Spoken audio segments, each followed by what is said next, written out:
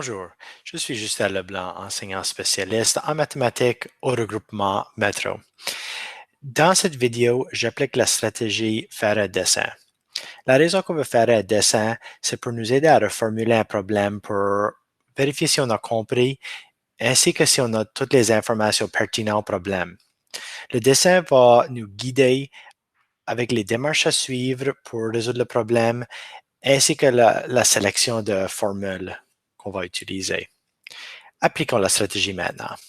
Premièrement, j'ouvre l'outil et je peux voir ici qu'il y a une liste de vérifications.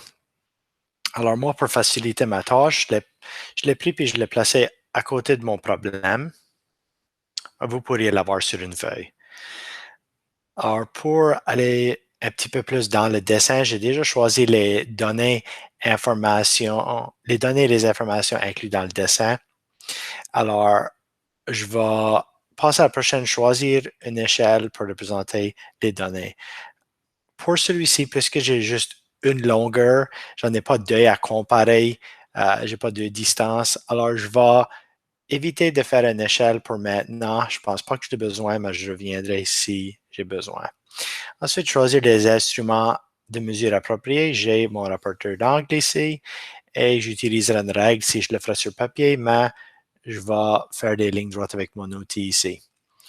Ensuite, je vais préparer à faire le dessin en ajoutant tous les éléments et je vais faire les deux autres parties en même temps, étiqueter le dessin avec les données, les unités appropriées et indiquer des valeurs recherchées du problème. Alors, je vais commencer en faisant une légende pour dire que C va être Catherine et J va être Juan et aussi B va être mon ballon. Alors, juste pour si quelqu'un d'autre lit mon problème ou mon dessin, va pouvoir voir qu'est-ce que j'ai fait. Ensuite, je vais montrer ma distance entre Catherine et Juan.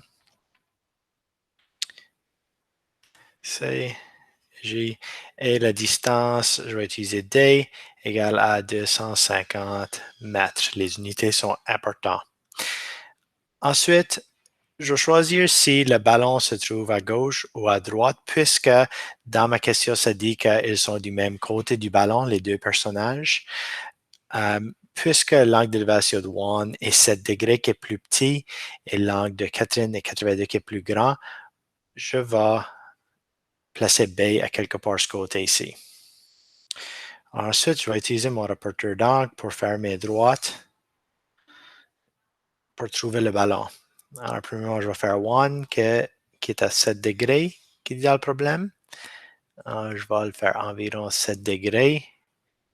Et ensuite, prendre mon rapporteur et faire l'angle d'élévation de Catherine, je vais le faire ici, à 82 degrés.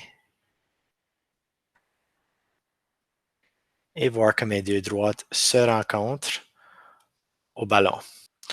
Ensuite, je peux ajouter d'autres informations que je viens juste de dessiner. Mon 7 degrés, mon 82 degrés,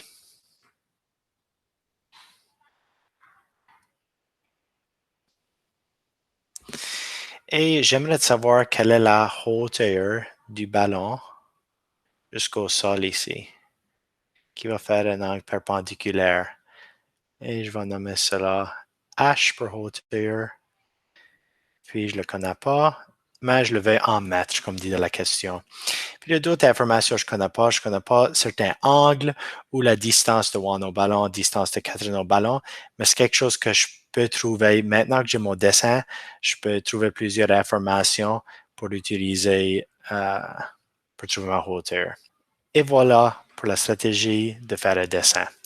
Ceci conclut cette vidéo. J'espère qu'elle t'a aidé. C'est à ton tour de pratiquer maintenant. Bon travail.